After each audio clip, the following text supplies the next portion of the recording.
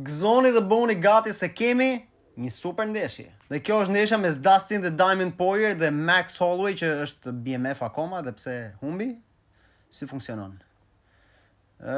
Kjo do jetë gjithashtu ndeshja e fundit e Dustin Poirier, konfirmuar dhe nga vetë ai, dhe për çdo që ka pa MMA dhe UFC specifikisht të 10 vjeçaren e fundit do jetë një ditë bittersweet.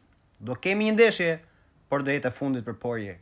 Është interesante që Dustin i ka fituar dhe 2 ndeshjet e mëparshme me Holloway, kështu që janë 2-0 për Dustin, kështu që nuk kishte asnjë arsye që të kishte një ndeshje të tretë, por që nuk do t'i themi jo.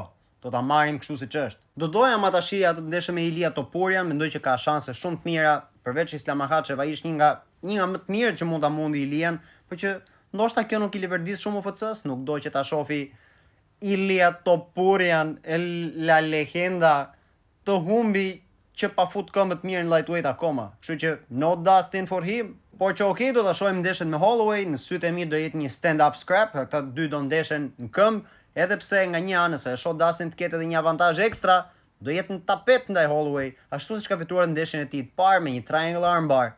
Por që mendoj që këta të dy thjesht do duan të japin një show, spektakël dhe do të qëndrojnë stand-up atë që duan gjithë njerëzit të shohin.